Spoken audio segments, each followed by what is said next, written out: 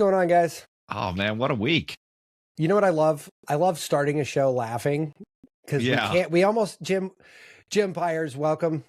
Thank you for coming. Hey everybody, thank you. Honored to be here. Jim, I can't hit record fast enough most times these days, and I think that's a great sign, but we get in and it's like everybody just loves, like the people that are in this medium love this medium, and it's just I'm just like, fuck, we should have hit record like 5 minutes ago. So if you felt rushed in the pre, that's why, because I'm like, shit, if we stay here any longer, this guy's just we also tend to want to keep up the hey, we didn't plan for anything kind of appearance. It seems to work really well for us. All right, so what's your first podcast that you ever listened to? Because I saw you guys are like over 200. So. Yeah, man. Yeah, I think what was your first podcast? Actually. It certainly wasn't one of ours. Yeah. Mine was Ben Greenfield. Ben Greenfield. Okay. What year was that? Ooh, shit. It's a great question, Jim. I don't know. Everything gets blurry pre-COVID, man. You know? Right. There was a life I know I had before COVID. God only knows what I did in it, but yeah, there was something. Yeah, I don't know. It would have been mid-teens probably. You know. Okay, so I wanted to start with this.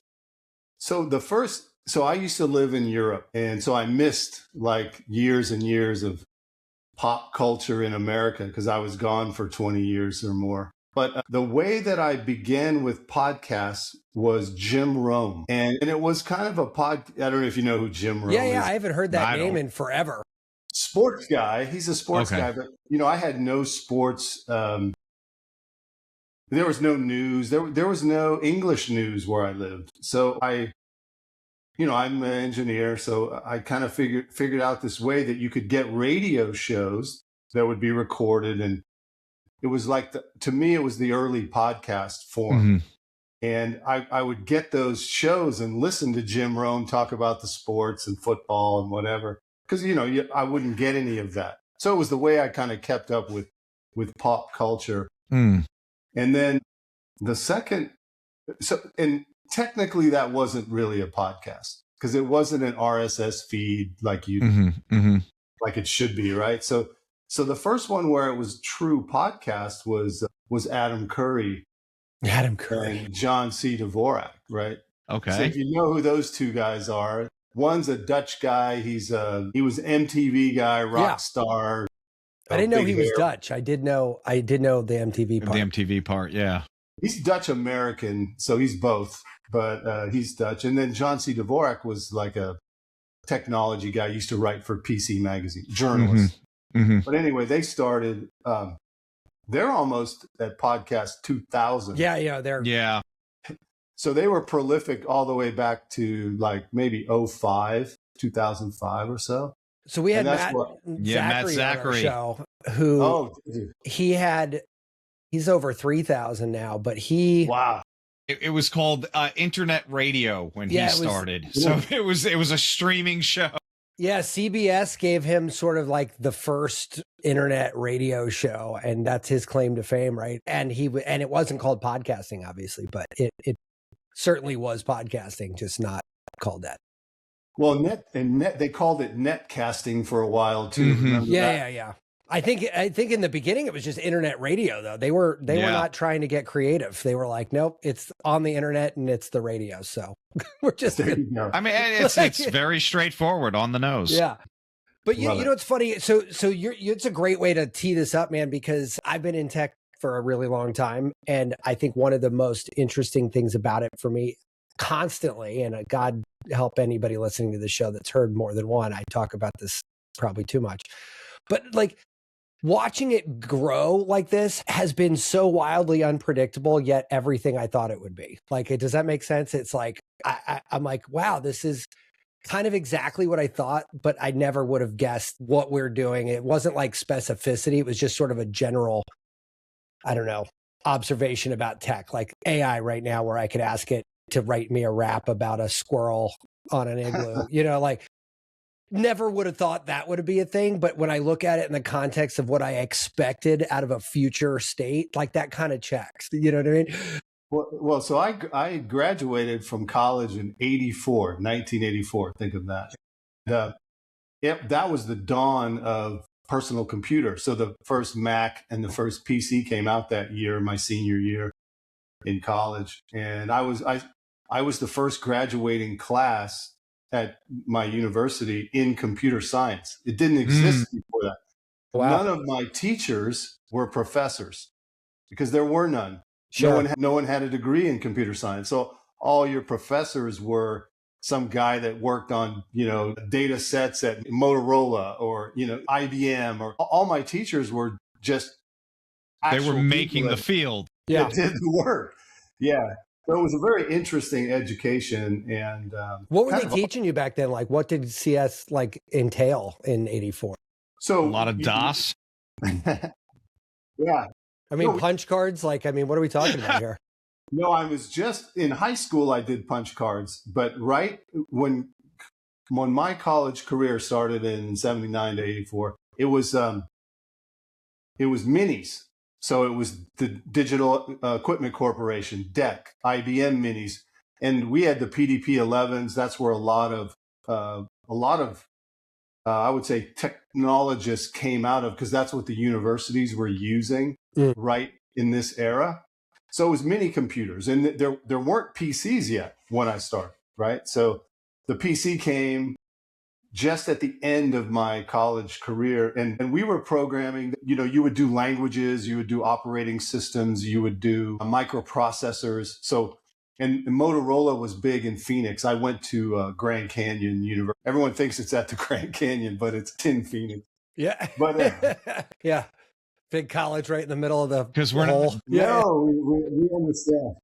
So, but I studied there, and then we studied on the minis, and we were like the computer operators, and we would write the programs for the school, and change out the paper on the printers and the fax machines, all the basic stuff that IT did in the beginning, right? Remember your IT job, your first job out of college? It was like, can you fix the fax machine? Can you, it was a whole different, situation. Matt, yeah, it was. And so you wouldn't foresee the way things have evolved, at least easily. Yeah, it was an interesting experience, but I was a programmer. And so I started my first jobs. I was writing programs for random things. I worked for a newspaper in Bern, Switzerland. Well, that was another thing. I got hired because no one had a degree in computer science in 1984. Right. And they had a mainframe you needed to plug COBOL into. Right. So, and that's what they had. They had minis and mainframes and stuff. And so my first jobs were like that, working on the bigger iron and writing COBOL and CICS programs. And there were other Rex and kind of job control languages, like what we would call DevOps now. Sure. If somebody had told me that you could make $250,000 a year as a COBOL programmer in 2025, I'd have been like, why am I not learning this dead language? It's like learning Sanskrit. You're like, okay, but if you need to know Sanskrit, gotta pay somebody, right? And COBOL is one of these wacky languages that they still use it. So true. And the worst part is, it's not that you couldn't learn to write COBOL. It's, could you read somebody else's COBOL? Oh, I'm sure. Yeah. And figure out what the heck it's doing. Yeah. Tom, all the big mainframes, like on these newspapers and stuff, they all still have these mainframes that use COBOL. The government. Yeah. All this shit. So it's kind of a wild thing because it's this fucking extinct language, except for these one niche thing that you need. Right. Well, so I used to do stuff like this. Once we got local area networks and PCs, I would offload the development. So one of my claims to fame was I would take the dev that's required for those mainframes, and I don't know if I'll get into the weeds. If you do a stop run in a CICS program, it takes down the whole region of the mainframe. So one stupid mistake by a developer, which is easy to do, would take down the whole system and hobble everybody.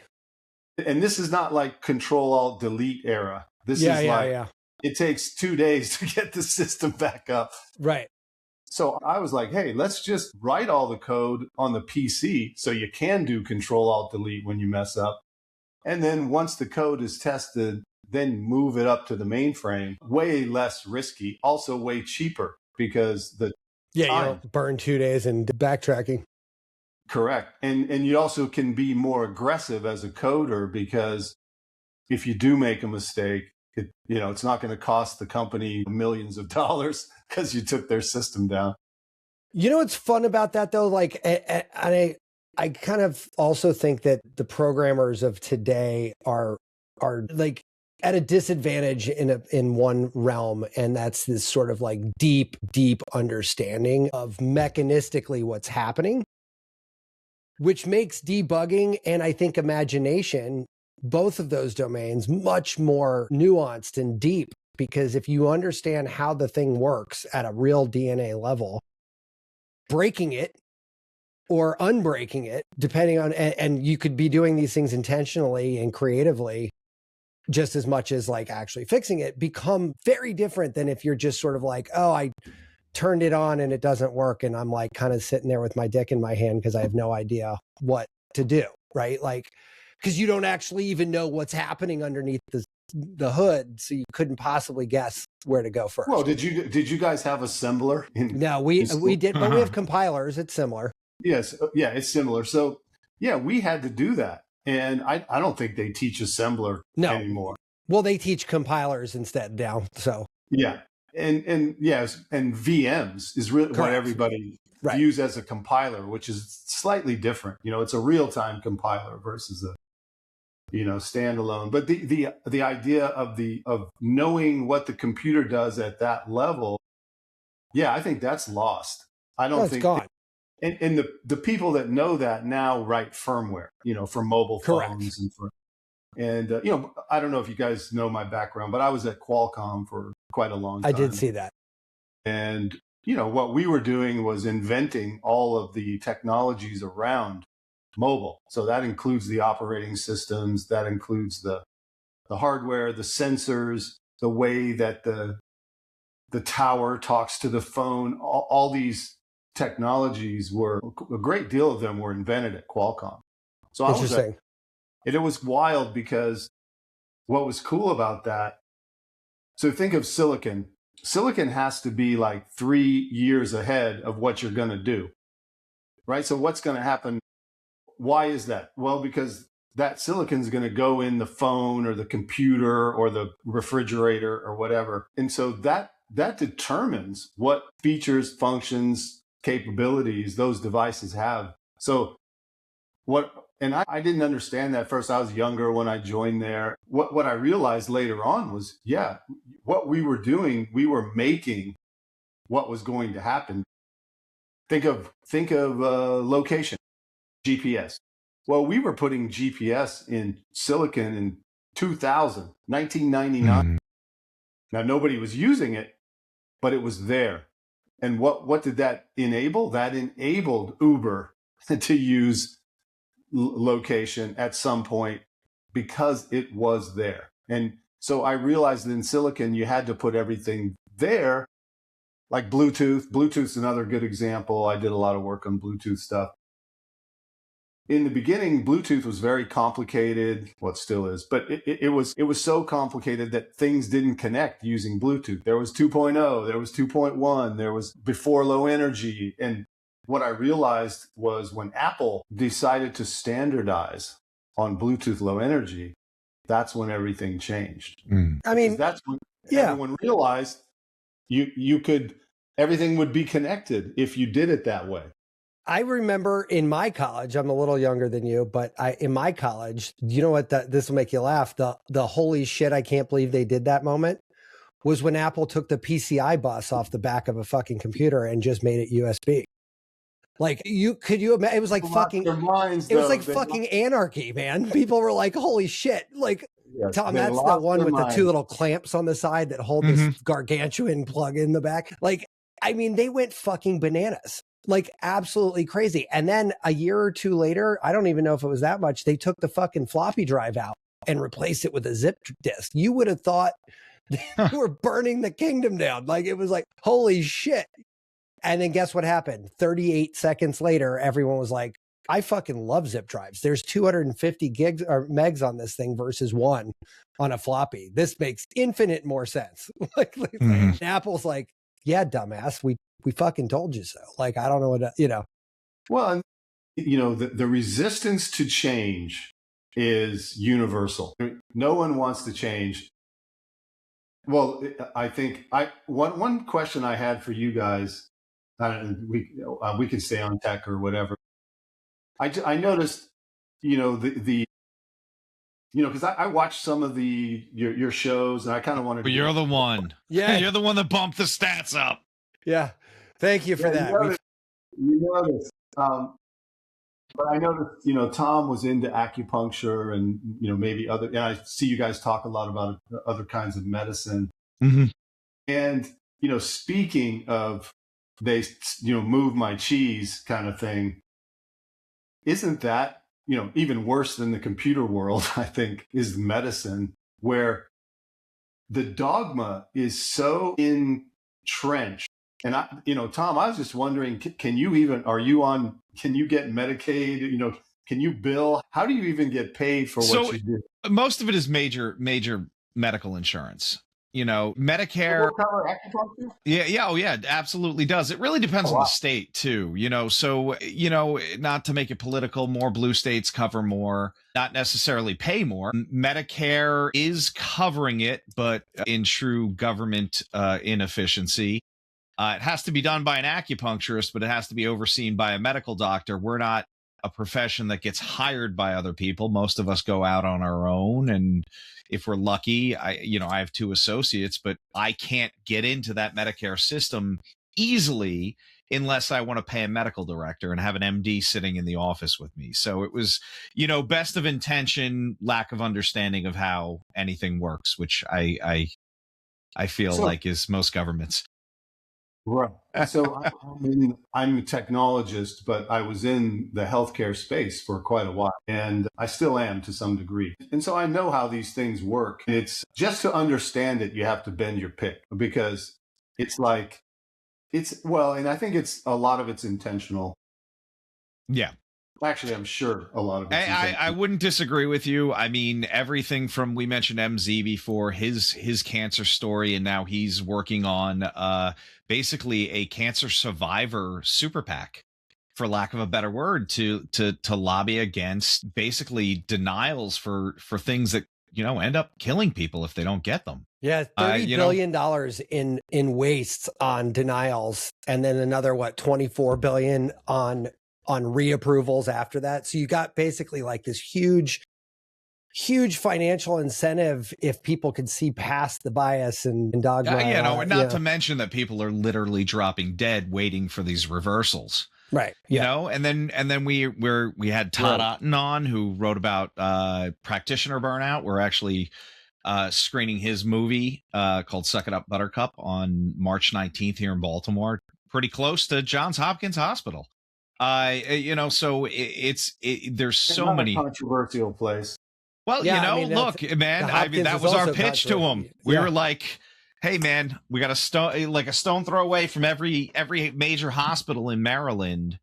By the way, have you heard of Johns Hopkins? And he said, yeah, let's do it there. Yeah. I got to admit, when you guys first reached out to me and I looked at your backgrounds, the first thing I thought was spooks. Yeah, that's hilarious. Well, that's actually quite endearing. I'm very happy to have confused somebody. Well, honestly, we have been we've been going so hard. We did like more than one episode where we talked about the show Upload. Yeah.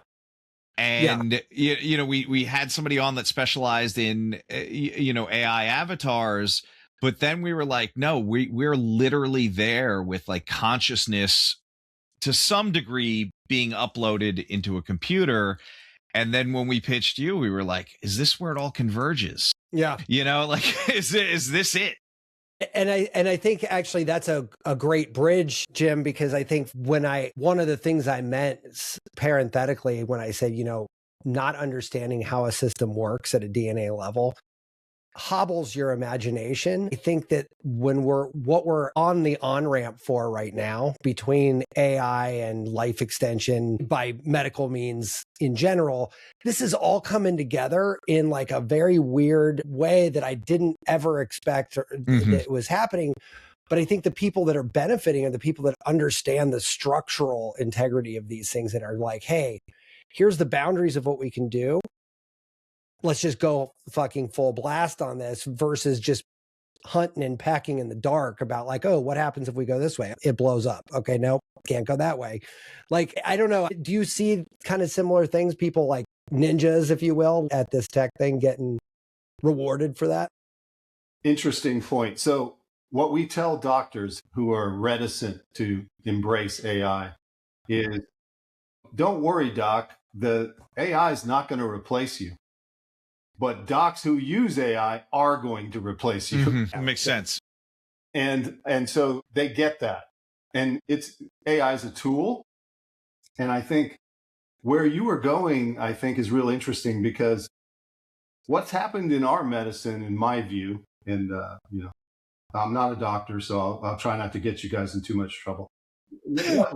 What's happened in my view, is that specialization has destroyed the systemic view of the body. Absolutely. I think more than one person has brought that up here. Your doctor has, he can, some orthopedic and, put your wrist back together forward and backwards and do all these things, but they don't know the rest of the body, right? They don't know how the wrist is part of a system, by the way.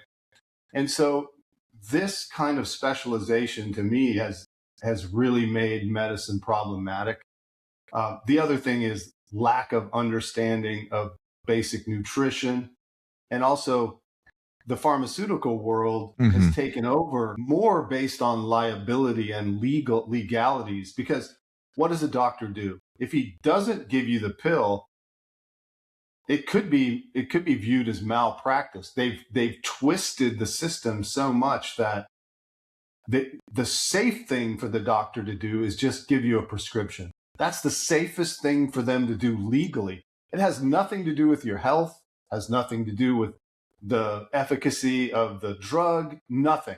It only has to do with, if I don't do this, man, my ass could be grass. So instead, I'm just going to write the prescription and I'm covered. So really, Jim, right there, I think we're not going to air on YouTube. Yeah.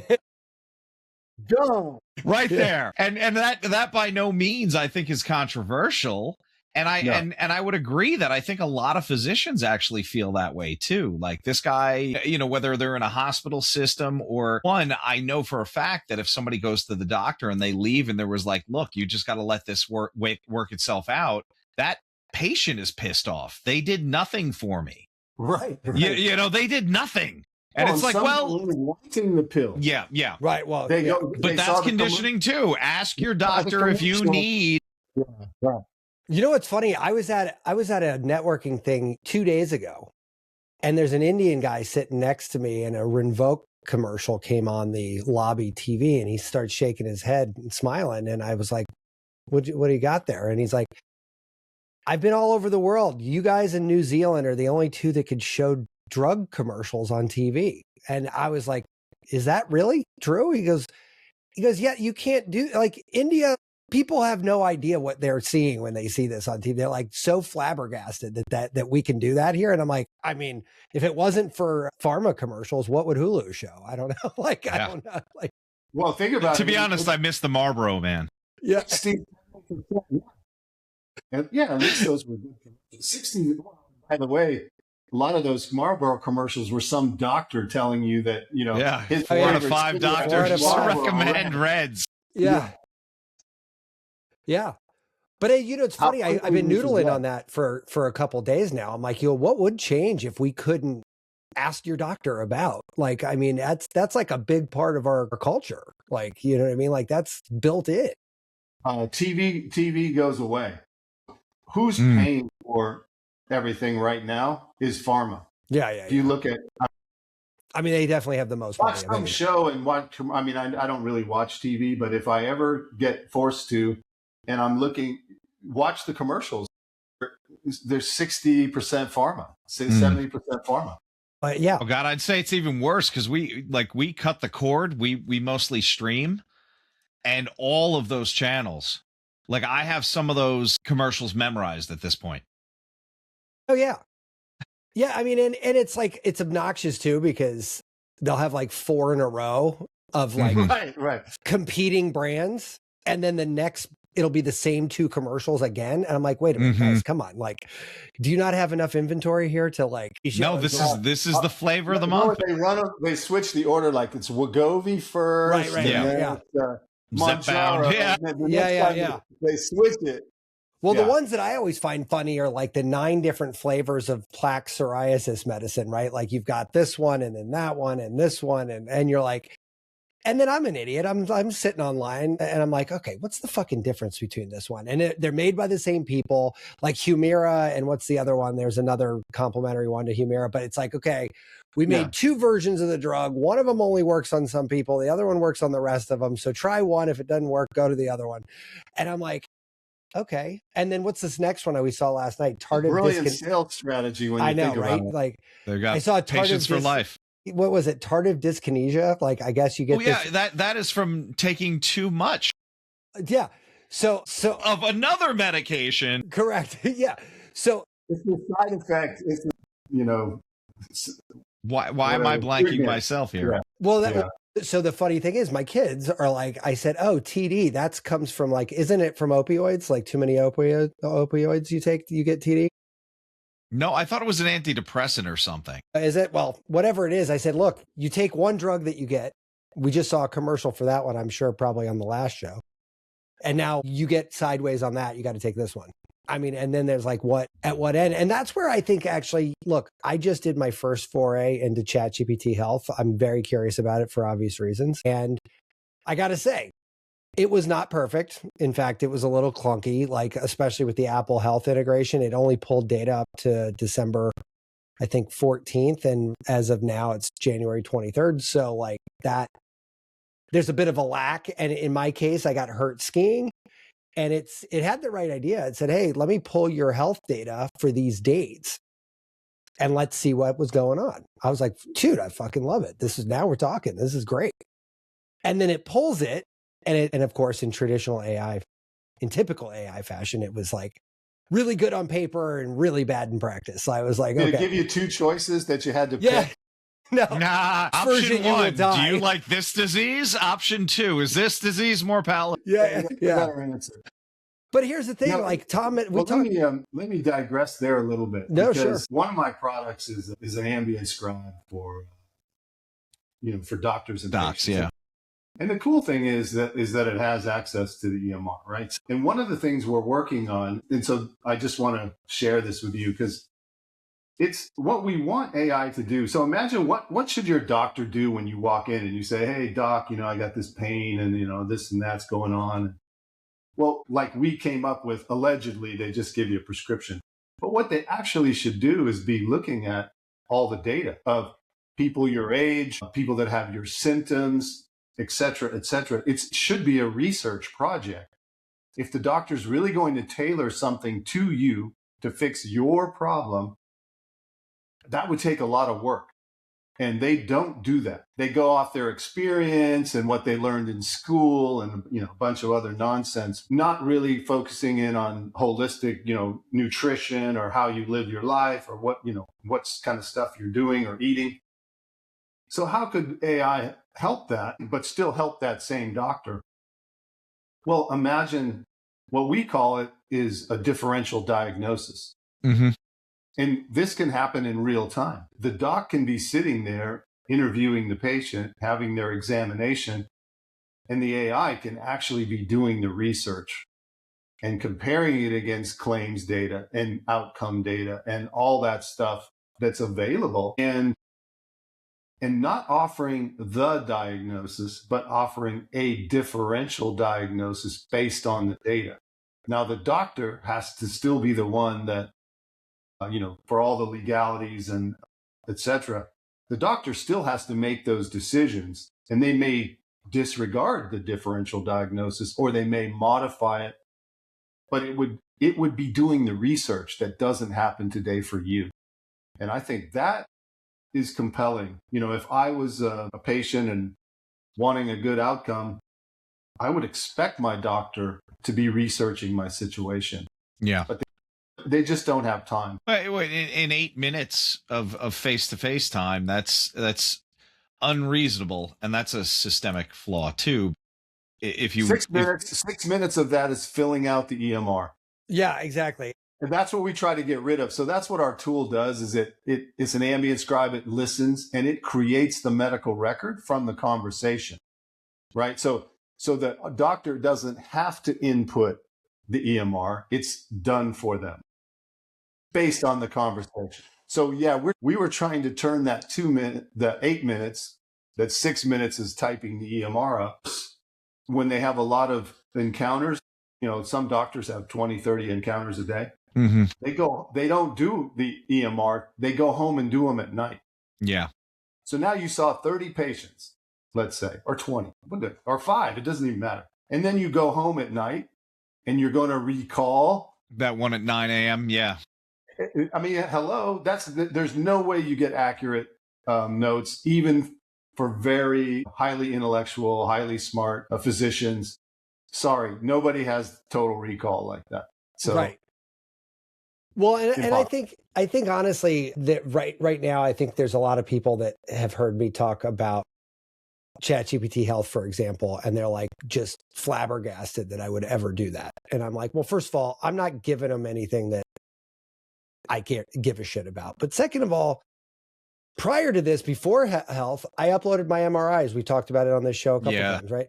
I uploaded my MRIs. Not only did I get a fucking super comprehensive answer, but it's diagramming this shit. It's telling me this is like this, and it's fucking putting arrows and stuff. And I'm like, my doctor calls me. First of all, she was 3 weeks past when she was going to call. She calls me 3 weeks after my appointment. I walked in with a 10 out of 10 pain. Like I could barely move. And it took her 3 weeks to call me back. Her excuse was, oh yeah, we just got busy and it slipped through the cracks. Okay, great. Everyone makes a mistake. I had 45 minutes of conversation with ChatGPT about what this is, what's the diagnosis, what's the prognosis, et cetera, et cetera. She says, your shoulder's fine. Come in. We'll give you a cortisone shot. I'm going to transfer you to the lobby and you can schedule it. I'm like, and I'm like, no, I'm never going back to you again. First of all, like the only thing I need you for is the actual radiology. Like I need you to take the film, and past that, you're kind of useless. Like I don't need you now. Now, if it was worse, I might come back to you and be like, all right, here's what we're dealing with. But like that doctor doesn't have the time of day to sit there and go through this shit with me. No, they don't have the research, and they're just writing the scripts, to your point, to say, yeah, you can get an X-ray, you can get an MRI, you can get this drug, you can. That's not really what we should be paying for. No, and when people are like, I can't believe I just went to the doctor and got a cancer diagnosis, I'm like, you spend 6.5 minutes a year thinking about your health on your physical, if you were even doing that. Like, right. Of course, how are you surprised that you have anything? I'm surprised you didn't have more shit wrong with you. Like, you know what I mean? Like, maybe that's just my slant, but I think no, but I think that's God, man, am I so fucking jaded these days? I feel like that's how we set this up as society. And like, look, I can go on an anti-capitalistic rail, but it really is. You just work, just do your work. Don't worry about anything. And the next thing you know, you're knocked the hell out. And by the time you do get to your doctors, it's already far past, in a lot of cases, what could have been prevented with diet and exercise years ago. This is the Ferris wheel we're all on. It just keeps going around and around. I think it's a hamster wheel. Yeah, it is a hamster wheel. Yeah. Well, and where I'm curious, Jim, what your thoughts are on is like, okay, so this is sort of like the mechanistic reality of our healthcare system, right? Like the doctor doesn't have time. She says, come get a cortisone shot. I mean, this is all predictable. On the other side, though, there's this Japanese guys are making like your relative dies. Here's an AI. You can talk to him for the rest of the time. That shit's like fucking like very interesting. Like now all of a sudden you're like, we all thought like upload my actual brain. never occurred to us that you could actually get a facsimile of that. That's pretty fucking convincing. And a digital twin. a digital twin that, by the way, isn't a fixed entity either, which is really mind blowing for people. But like, as the software gets better, that digital twin gets better too, with nothing else happening other than just being a technology adjacent, right? Like, you know, it's like, oh, you got an upgrade, a firmware upgrade. Great. Well, and you can actually do science, which is running tests on that digital twin to see what type of outcomes you could achieve without hurting someone. Because think about it, a lot of times we're guinea pigs. Oh, let's try this, you know, new treatment, new vaccine, new whatever. There's really no evidence to speak of that's going to predict what will really happen. And like in the drug scenario, one of the things that I realized long, long ago, because when I had to make the decisions to vaccinate my kids, I have 3 kids and they're mostly grown up now, but I just started looking into it and I thought logically, okay, if you got 50, 60, 70 different chemicals, drugs, whatever, are these things tested in combination? So in other words, yeah, the one drug you take, the aspirin you take, that's been tested and validated on rats and monkeys and whatever, some human testing. But what about the combination of the aspirin and coffee, or the aspirin and some other drug? And I think what I realized was, I realized 2 things. One, that the pharmaceutical industry was indemnified. So that was my first, like, okay, fuck well, they'd that. have to be, right? I mean, yeah, well, no, I mean, they shouldn't be. And second of all, they're indemnified. That means they don't even care what it does because they're not going to be held liable for what it does. And second of all, there is no, I mean, I've done and been involved in clinical trials, all that stuff. I worked with big pharma. They don't test the combinations. So if you have, and also, I think what I'd really like to get out there is what America's lost the ability to understand is the difference between a treatment and a vaccination. And those things are completely diluted now. A vaccine is sort of a treatment. If you listen to how big pharma comes at this, a vaccine is somehow a treatment now for COVID or whatever. And I'm just like, no. Actually, vaccines were supposed to be preventative.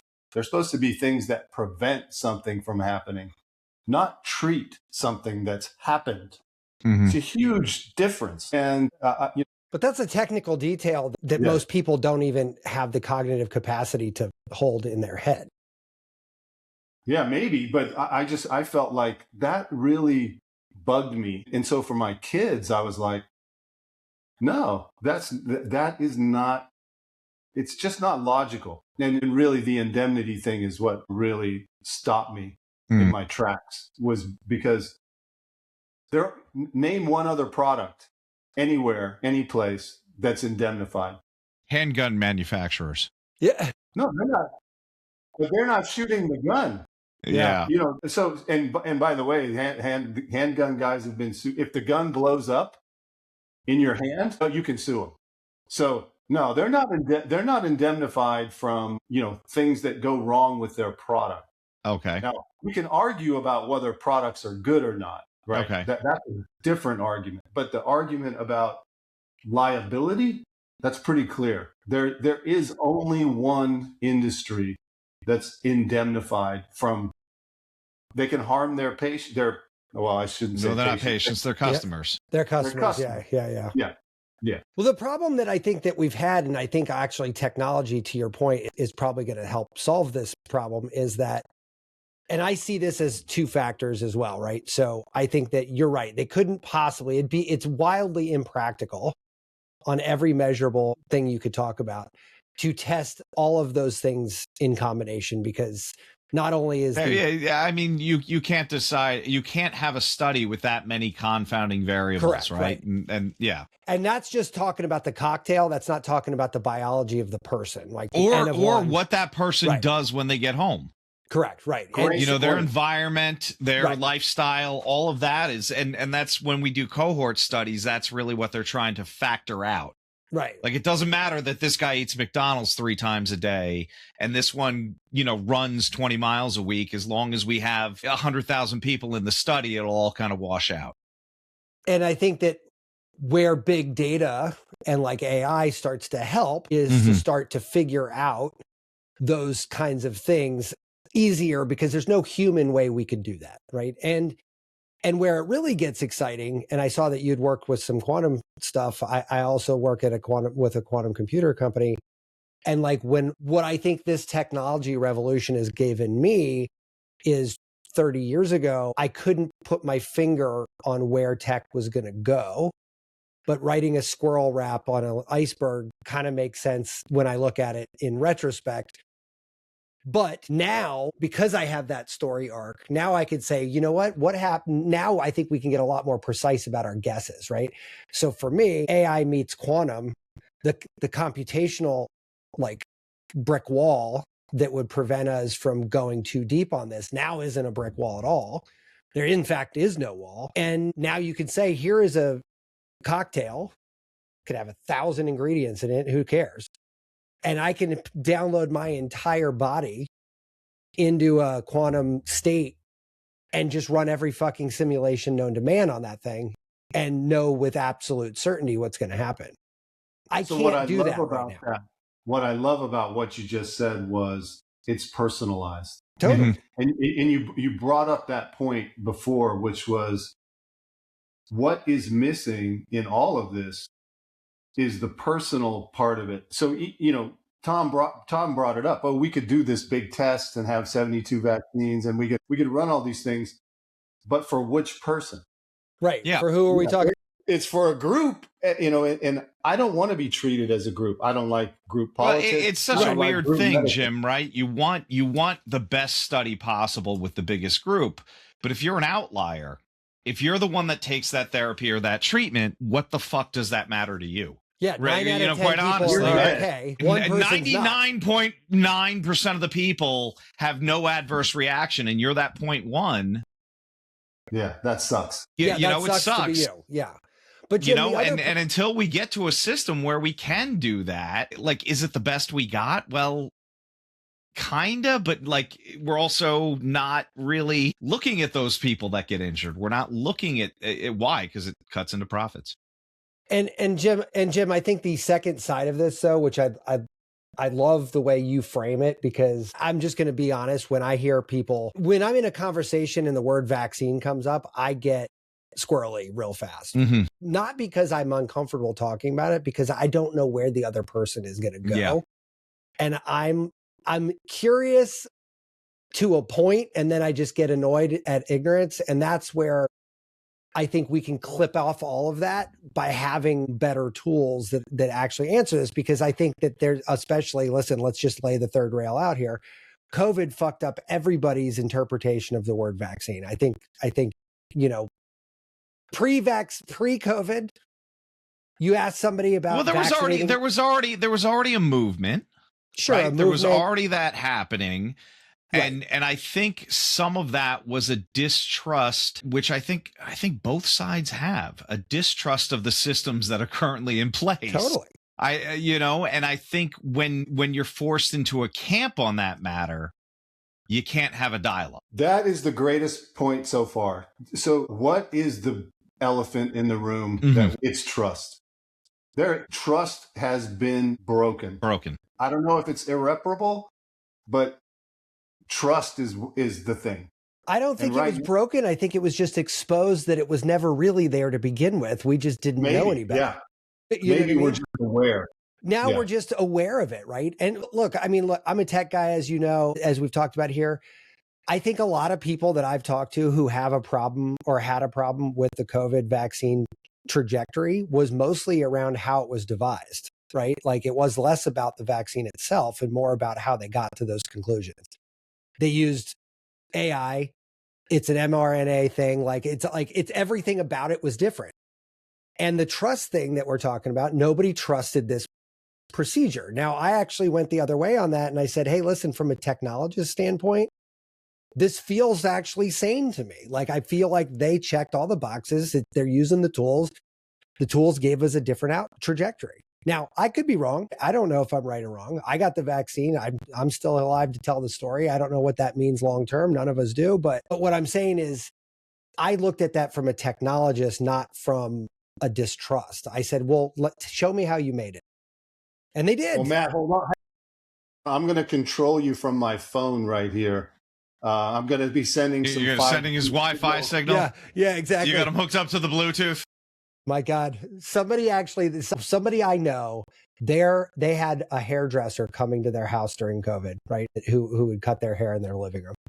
And she literally lost her mind when she found out that the woman got a COVID vaccine. And she goes, Microsoft's going to control you. You're going to be able to put a magnet on your skin. And I'm like, oh my God. And she wasn't being like funny. She was like serious. That's all true, Matt. I mean, look, man, we were off of YouTube like a half an hour ago. Yeah. No, but it was just so funny because I'm like, oh try now. Yeah, I'm like, oh my God, like, and then that's what, Jim, that's the point where I get like the anger in me comes out. And I'm like, you're just so dumb. I can't have a conversation with you about this. Well, but then that also, you know, to Jim's point, like the indemnity thing, that's kind of that is a critical issue here, right? The safety at an N=1, that is a legitimate concern that should be addressed. But when you come in and you go like, hey man, they're going to put a microchip in you. Like, you know, like I can't, like, dude, I will buy in, man, but like, I can't go that far. Yeah. You know, like I'll listen to the argument, but that's a lot, man. And like just the idea, Jim, like the idea of Microsoft caring enough about this to actually, you know what I mean? Like, I'm just like, all of these variables don't make sense, right? It's like, just use common sense. And Jim's going to say, like, do you know how many wearables you own? Yeah. I have all of the wearables. Inject one into you. You're walking around with them. I don't need injections. Yes. No, I mean, look, I worked in some big places and I worked with Microsoft, you know, so there's back doors in these things. Sure. I'm sure. I'm sure. Make no mistake. So as a technologist, you know this. You see the back of my camera? I'm not. You're thinking. Yeah. I have one on order because it fell off. I have one for the front camera too, just to let you know. What? I've got one, but on the inside of that slide, it's a picture of a dick. Yeah. Just 1,000 dick pics to whoever every day. And I'm in a Faraday cage right now, so just so sure. you know. Man, and look, I have friends who are MDs who buy the expensive paint and they paint their bedroom walls with the Faraday paint and you know, a lot of stuff there. So it's really interesting to see that. I mean, we've had people on that like their whole product line is Faraday tech. Well, and look, I mean, I worked in wireless, you know, that's what I did. Yeah. The SARS test is a real test, and there is concern about radiation, radio frequency at certain levels. I mean, these are real things. Now, a lot of work went into mitigating those things, and I was part of that. So, yeah, it's not a complete red herring, but it's not a conspiracy. You know, no one wants to make a product that isn't indemnified, by the way, that would hurt somebody. It's going to kill people. Yeah. So if you're Samsung or you're Qualcomm or you're Apple, you do not want your product hurting somebody, and you will be, and it would be held liable if it did, and if it's proven. And so, believe me, we put a lot of money, and I'm talking, you know, billions of dollars in figuring that stuff out and trying to protect. And, you know, there's regulations too, but more importantly, these companies have a vested interest in protecting their customers. But Jim, first of all, I love that we're just going to go to another third rail topic. I love you this. Remember when Samsung phones used to blow up? But just for anyone listening who doesn't know, a SARS test is a specific absorption rate, and it's like, Jim, you could probably say better than we can, but it's next to your head, right? You put your phone next to your head. Correct. What happened?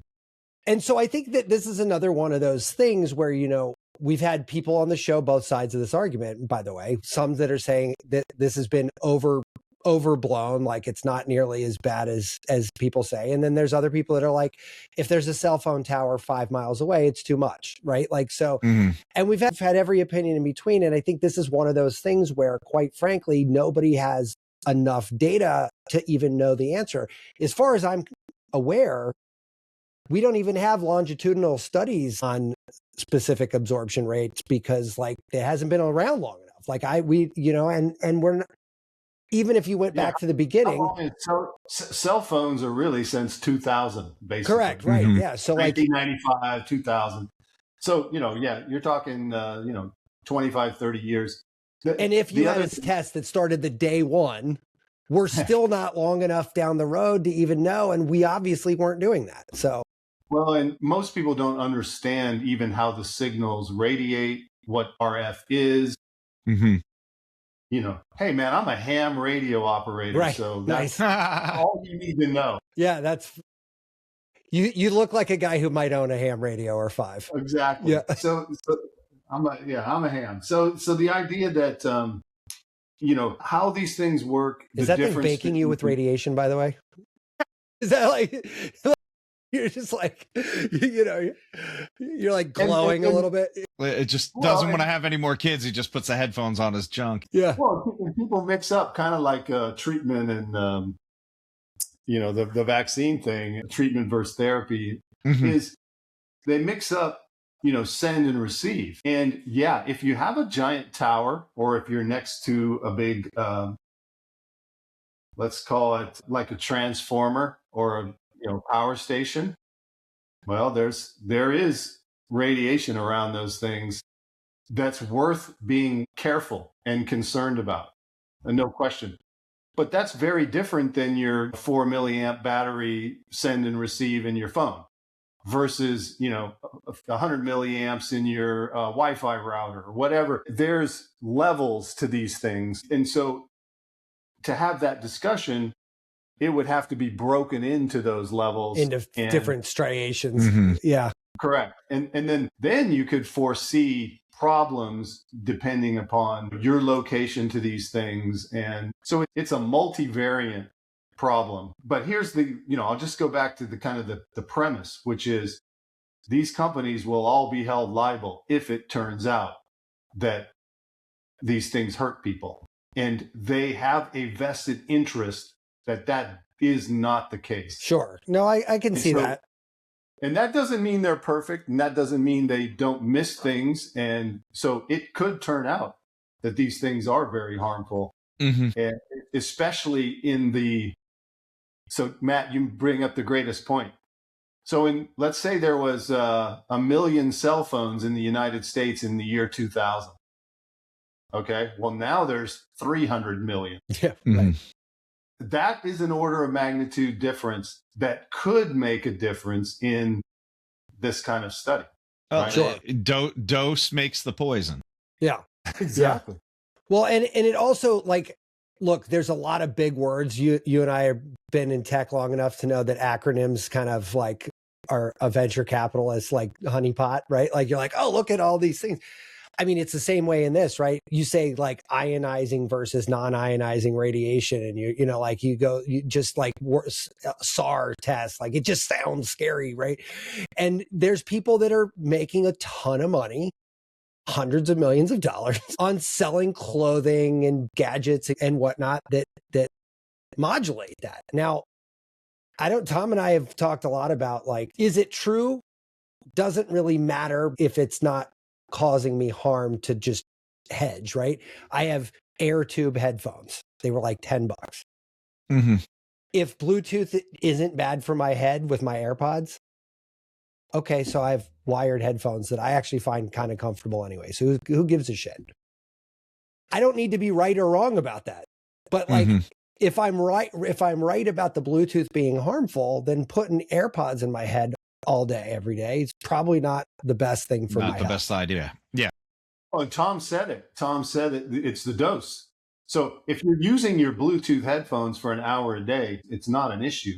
But if you've got them on, 16 hours a day, like you're using them at work and home and you're sleeping in them, well, there's the dosage issue. And I'm not saying that's going to harm you, but I'm just saying. But you're right. It's and it also comes down to even to make it more complex, your own unique genome sequence, your own epigenetics, the other cofactors that we're not even looking at. Like, hey, maybe it's fine, but you also smoke. Right. Yeah. Well, like maybe we're mixing things. Who did we have on the show that would be, they had somebody who said there was like an ungrounded plug strip in their office, like something like very innocuous, and they felt it. Like somebody was that sensitive to the electromagnetic situation of that plug strip that was causing some jitteriness because it wasn't grounded properly. And I was like, that must absolutely suck because the world is imperfect. Can you imagine being that sensitive walking around? Just walking down the street and feeling all that stuff. Yeah. And I'm not that person, so I can't even put myself in their shoes, to your point, Jim, right? Like I can't guess what life must be like for this poor human being who's that sensitive. No, and to your point, there has to be people in that tail that are sensitive to those things. Right. Almost it's a given. Yeah, like I talked to somebody who claims that Bluetooth gives her migraines. And so she doesn't have Bluetooth anything that she can avoid. And I said, well, I don't know if that's true or not. I mean, I know you think it's true. And to the degree that you believe that, you're probably enforcing it in your own life. But like to Tom's point, what else are you doing that might also be causing that? And like the answer is no one's going to fucking know. No one's going to know. And truthfully, so it's almost not even her fault if quote unquote, that's all in her head. But I've got a lot of complex patients that are, I think we were talking about this. God, was that last night on the show where, these people have all of these confounding factors, multiple infections. Their body can't clear that stuff. And those little variances are the ones that, I was a guest on somebody else's show. Sorry. Yeah. But within that, like, look, you got chronic Lyme, you got this going on, you've got that going on. And then maybe that little RF signal is just enough to put you over the edge. Maybe your headboard's a little too close to your fuse box, whatever it is. Maybe that's the thing that puts you over. So that's what you attribute it to. And meanwhile, you're not looking back at all the other cofactors. Right. And it can be a cumulative effect, right? It could be over time and all these other factors that, the environment, the fact that they're spraying us, like bugs from airplanes or whatever. Over the Christmas break, I watched all the food documentaries. Don't do that. It was bad. I was like, oh my God. But we had a guy on the show. I was laughing. He goes, oh, all these biohackers are doing all this shit. And then they're microwaving their paleo food in a plastic dish. Yeah, but microwaves are completely safe, man. No, microwaving in a plastic dish. So he's like sitting there going, you're talking about what supplement and NAD plus and what exercise and red light. But I'm being facetious, of course. You know, microwaves are used in communications too. Yeah. And I don't know if you've ever installed one of those microwave antennas, and you can go 50 miles, and create a network. One of the things in the instructions will tell you, don't stand in front of the microwave. That there's a reason for that, right? And so the transmit power and the receive. Yeah. I mean, it's real stuff. Do you own a microwave in your house? Do you have a microwave? No, a microwave oven, like a microwave cooking device. Yeah. You're like, no, I do not have that. All right, only crazy people. Mm-hmm. Okay.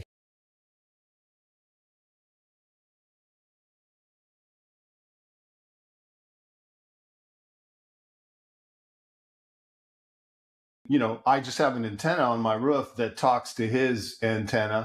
We can see how fast it is because you're uploaded as much as we are on the show already. That's pretty impressive. It's not a bad connection. And you can get a decent internet connection on using microwave.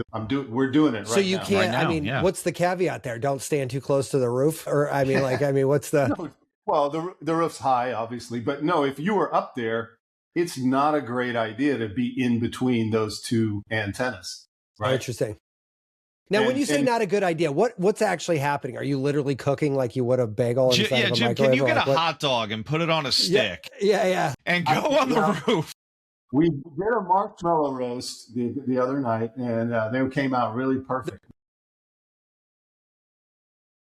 I was being funny, but yes, it's not something you'd want to be between for a long period of time. Right. Mm-hmm. And, it's radio frequency. So yeah, those risks, I would just say they're real at the right dose. Mm-hmm. Right. To Tom's point. If you walk through it a couple times while you're cleaning the roof or retarring the roof or whatever, no, that's not going to hurt you. But if you're standing up there in that signal's path for a long period of time, You're not putting a hammock up and sleeping between them? What about those fast food workers that are doing those microwaves, those industrial microwave ovens, like all day long? Like, they're standing right in front of that fucking thing all day. I would go back to my earlier thesis that those microwave oven manufacturers have a lot riding on shielding. Oh, I see. Those things. Now, does that mean they've done it right? Does that mean the one that you bought from China is shielded properly? There's all those questions, which are fair questions. But, I would say in general, if you're buying quality materials, they have an incentive to protect the people that are using their products. I love that perspective from you because I don't think we hear that a lot. In fact, I don't think I've ever heard it, right? Like, it's like a pretty duh moment for me. Like, I'm like, yeah, that makes a lot of sense, actually. Thomas Sowell. So Thomas Sowell is one of my favorite. That's what I read a lot. And he's an economist.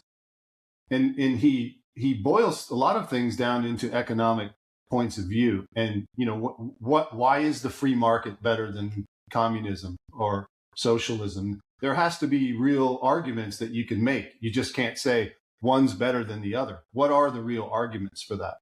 Well, one of them, why free market and capitalism is advantageous, is the incentive structure. So incentives are what drives humans. And so if you have the right incentive structures, usually you have good outcomes. Not always. That's why you have laws and regulations and all that stuff. But in general, if the incentives are aligned, then you have pretty good outcomes. People want to sell you something, but it's to their incentive that it doesn't hurt you. Right. Otherwise, they aren't going to be in business. And so vice versa, I'm going to buy a product that I trust. And so that's, my incentive is to buy something that isn't going to hurt me. Right. So once those incentives are aligned, and I really recommend, Thomas Sowell, he's up there now. He's going to pass soon. But if you haven't read any of his stuff, his book on basic economics is like, everyone should read that book. I mean, I don't know, he probably has 100 books, but definitely that one for me was really important. Just understanding how things work. Interesting. No, I always like getting good recommendations from guests because I it's fun to learn a little bit more about stuff that I didn't really know about. I actually I'm not a huge finance enthusiast, as it were. I find it fascinating, and it drives, ironically, everything I do for a living, just not I make the stuff that somebody else needs to sell their stuff. Well, you and I are alike, man, and I never had much interest in that either. My bank account shows that. Yeah. But a capitalist with no capital, huh? Yeah. Non-capital. I'm just an non-capital holding capitalist. Yeah. But the idea that those things explain a lot, I did learn. I'll give you another one too. That is one of my favorites. Well, we got to plug you soon, man. Yeah, we got to plug you. So let's make the third one. Do it, and then we'll get to it. I want to hear you too. Sure. So this one's kind of interesting because it also explains the incentives. So I did a life insurance just not too long ago, and they come to your house and they take your blood and they run a bunch of tests and stuff. And one of the questions they ask you is, hey, what medications are you on? And I'm like, well, I'm not. And they're like, well, no, I mean, which prescriptions are you on? I understood your question. Yeah, I understood the words that came out of your mouth. Yeah, they reframed the same question like 5 times because they did not believe that I wasn't taking any drugs. They could not believe that. And then I was like, I was taken aback because I'm like, should I be? Hey, well, yeah, exactly. I'm like, maybe I'm wrong. So I'm asking the person that was doing that. I'm like, well, wait a second. Do most people most people on prescriptions and stuff? Everybody, almost everybody, I'm sure. And it was like, I was just like, wow, that kind of fried my brain, because I'm like, everyone's on drugs. I mean, and I guess when I look at the size of pharmaceutical companies, maybe it makes sense. But I was like, wow, that's weird that would be somehow controversial or rare. I mean, really, literally the woman reframed the question like 4 or 5 times because she just could not imagine that someone's not taking pills. Especially, I'm an old guy, Yeah. But I mean, I think it would be funny to kind of mess with her and be like, "Why are you holding?" Yeah, like what do you got? Depends on what you have. Yeah. Yeah, my doctors always laugh because when they ask me prescriptions, I say 0, and they're like, "Are you on any supplements?" I'm like, "How much time you got?" Like, let me. Yes. Let me tell you what I do. Yeah.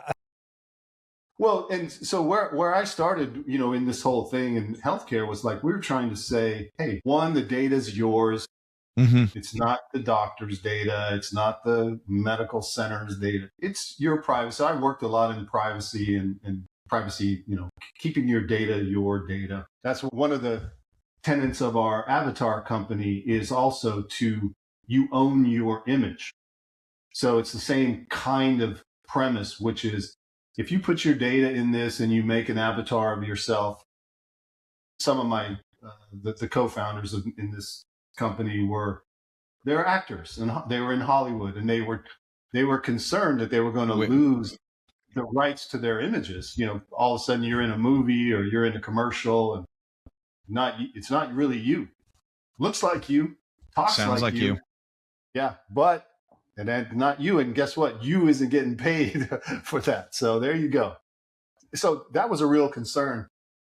But in healthcare, the Hippocratic Oath, right? Yes. Which is do no harm. Yeah. And most medical professionals are supposed to take that. I'm wondering more and more. But iatrogenics is the opposite of that. Mm-hmm. And if you've ever heard of Nassim Taleb, he's got a book, Anti-Fragile. It's an old book, 15 years ago. But it has this concept of iatrogenics, which is actually the opposite of do no harm. It's harm happens, maybe not on purpose, but just by treating the treatment is the harm. And so sometimes your body, and this comes back to like the COVID comment, natural immunity and all these things that, your body's designed. Well, and here's how I'll prove it. How long do you guys think humans have been on Earth? Because there's varying. 2.5 million years, I think, is the one I'm currently at. Mm-hmm. Okay, so say it's 2 million. Let's round it. 2 million years humans have been here. So obviously, we adapted. We survived. We wouldn't be here if our bodies, and think about it, how long have vaccines been? Vaccines have been around 50, 60 years. So humans survived for 2 million years without vaccine. Whoops. How'd they do that? How did we do that? Well, because your body can adapt. And so the iatrogenics supposition is that, and you guys are big on, health, supplement, preventative, doing the right things. If you do all those things, you at least have a chance, an opportunity that your body can figure it out. And by actually not doing the treatment or not taking the drug can sometimes be a alternative that is viable. And what I get concerned about is when you can't even say that. You can't even have the conversation because maybe it's wrong. It's a hypothesis. It could be totally wrong. We have to allow for that. But why can't we talk about it? That's what I don't get. Yeah, and I think the simplest answer to that is basically, in my mind, is that most people that want to talk about it, I've found don't really want to talk about it. They just want to tell me how I'm incorrect. Right. You're wrong. Yeah. And I'm like, and then that, to Tom's earlier point, that's not really a dialogue, right? Like that's you telling me that I'm wrong or whatnot. And to your point, listen, my first question is most often, show me the proof. Show me what's informing you. And a lot of times they're not really good at that part, right? Like, so I think maybe it's just a presupposition that this conversation is going in that direction kind of thing that I think turns a lot of people sideways on it. That's just my blank. Absolutely. You know? So Jim, how do we find you? What do you put? Yeah. We didn't even talk about your avatar company today. I was kind of like, what got us? I said free flow before we hopped on, Jim, and that's what we did.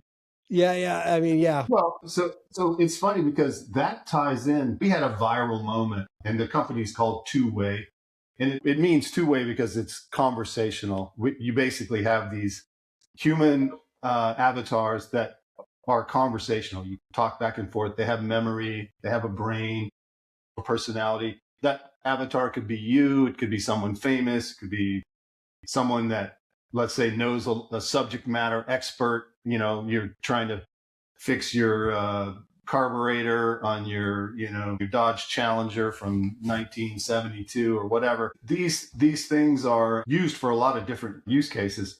But the crazy thing was on this viral moment, and it has to do with longevity. And Matt kind of touched on this early in our conversation today.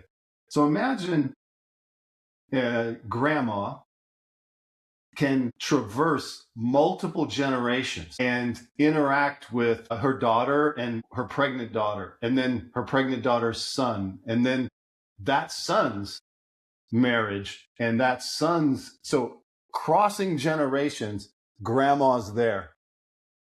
But grandma's not really there. She passed away at some point in this. And so we ran a video like that. If you look it up, I've seen it, and I think that might have been the impetus for us to reach out. That might have been how we found you, actually. Yes. So that got 41 million views on X in like a couple of days.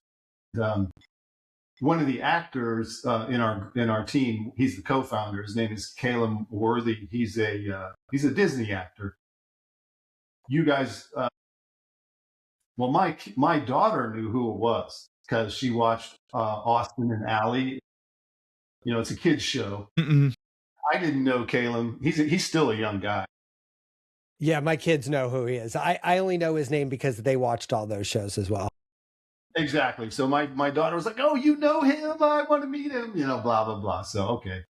But Caleb he posted that. We did this little piece on that because we thought it was cool. And I'll be honest, the first time I saw it, I shed a tear. I got a tear in my eye. I was like, "Oh wow, it's a good message." But what was crazy was half the people said we were the devil and demons and hated us. So it was crazy, the vitriol. No press is bad press, Jim. Or bad press is good press. No press is bad. Yeah, no that's what I meant. Bad press is... You know what I meant. Yeah, I got that wrong. All press is good press. All press is good press. There we go. That's what I got. Yeah, okay. He got some threats. He was getting threats. Wow. I mean, it was getting serious. No, people are dumb. No, really. And so then I started trying to look at it, a different way, because I just thought, oh, that's so nice, grandma, and seeing the whole thing. And I was a basketball player, so there's a little basketball reference in there where grandma doesn't like basketball. I don't know if you caught that. But anyway, it was just kind of, I thought it was touching, and so our technology, the idea behind our technology is that you can create. And we did this for a doctor. I don't know if I can say his name, but an Australian doctor. He was actually very famous in the battle for ivermectin, making it available. Really great guy. I think I can say his name. His name was Dr. Tom Barodi, and you can look him up. But he wanted us to make an avatar of him, and with all his papers, his books, his writings, his teaching. His voice is because he wanted his patients to be able to talk to him. And it was really interesting. And so, yes, it has ethical boundaries, right? I can see why some people are like, oh, that's strange, or I get that. And I also get it if you did that to a person that didn't get to acquiesce. So in other words, and let's say we make one of George Washington. Well, George Washington didn't get to agree to be an avatar. Yeah, sure. Mm-hmm. Yeah. So I can get that if you're taking a real human and it gives the illusion that they're still around. I mean, there's ethical questions there, the same way as if you clone somebody. It is a twin. It's a clone in a way. It's not a physical clone. But I can see why some people might have an issue with that. I've kind of thought about it, and I don't have an issue. I think as long as the person agrees to it, then yeah. But I think people pushing back on you guys, and especially people threatening, I think it's idiotic because, like, if you just thought about it for a minute, this is like an inevitable conclusion of these technologies, right? Like, I mean, it's a location on that continuum that is inevitable at this point, right? Like, because you know what? Everybody misses the dead grandma. Like, I mean, it's fucking humanity, right? I mean, it really is crazy. No, and think about it, maybe it's short, maybe you could just hear her voice. If, my child and my children happen to know their grandparents, but maybe they didn't know their great grandparents. Mm-hmm. What if they could just interact with great grandma for 5 minutes and see how she spoke and how she looked and what she, how she grew up? Or, I mean, it's a history experience. Trippier still is, what if grandma was like, oh, you're 15? Hold on. Poof, here's what I looked like when I was 15. Check me out. That would be so cool. But you can do, like, these things aren't just hypothetical. Like, I mean, no one's built that to my knowledge, but like, you could do, this is all perfectly plausible right now, right? Like, I mean, I could, as a programmer, I could tell you exactly how I would do that. Right. Like, so it's like, I don't know. Jim, literally, man, I could talk to you about this literally all day, but we gotta shut it down because otherwise people are like, everyone asleep. drops off after 60 minutes. But Jim, where do we? I like the two-way. Where are we sending people for you? Like, is that where you? I think really, I'm not a social media guy, so Perfect. Just my LinkedIn. Awesome. James.Pyers at LinkedIn. Yeah, we have that for sure. We'll have that. We got that. Notes for sure.